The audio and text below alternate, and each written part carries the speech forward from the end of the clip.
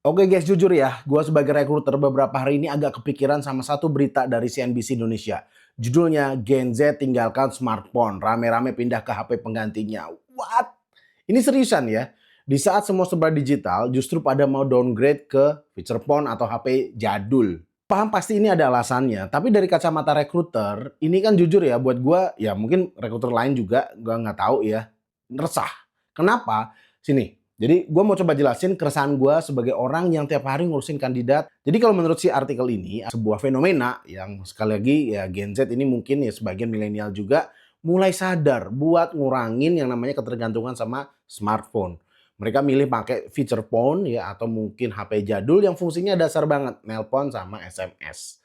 Alasannya macam-macam, mulai dari digital detox, capek sama notifikasi yang nggak ada habisnya, pengen lebih fokus di dunia nyata, sampai isu kesehatan mental.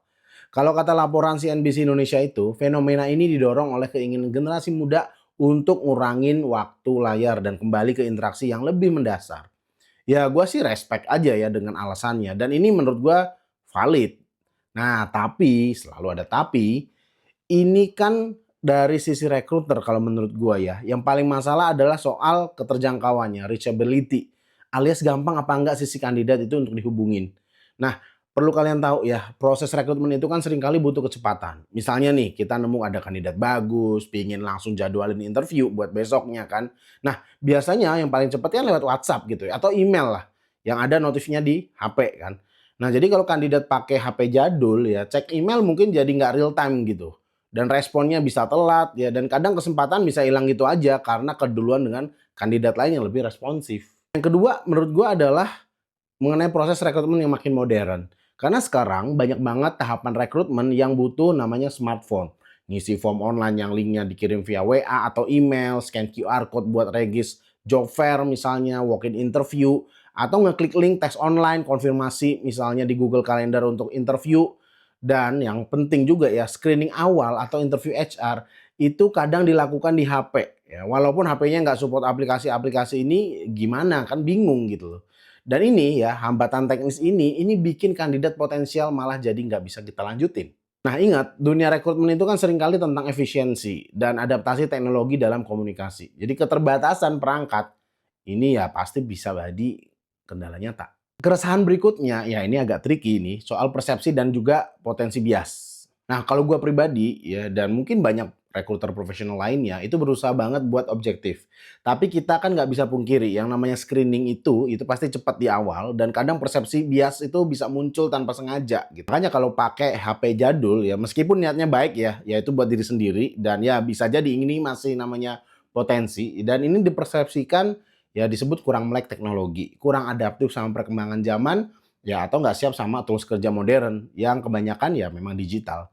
Apalagi kalau posisi yang dilamar itu butuh banget yang namanya skill digital. Nah, tapi kan memang ya ini kan balik lagi pilihan personal. Idealnya tidak mencerminkan kompetensi profesional. Tapi ya kita harus realistis juga.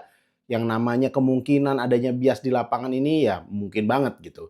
Ya jadi sayang banget kan kalau skill kalian oke, tapi terhambat gara-gara persepsi awal soal pilihan device. Terus solusinya apa? Ya jadi harus kayak gimana sih harusnya? Kalau menurut gua adalah masa nggak boleh pakai yang namanya HP jadul atau feature phone itu tadi. Ya boleh banget sih sebenarnya. Kan pilihan ada di tangan Anda.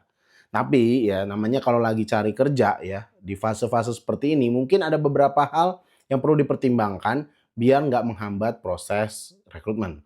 Nah yang pertama ya, super rajin cek email. Ya. Jadiin cek email via browser yang tadi laptop atau di komputer atau di PC atau dimanapun sebagai rutinitas utama. Kemudian info kontak yang jelas dan responsif ya. Kan di CV dicantumin tuh nomor telepon yang aktif dan gampang dihubungin ya kan. Jadi mungkin aja bisa dikasih alternatif kontak lain kalau ada misalnya nomor anggota atau mungkin ya nomor-nomor darurat lah.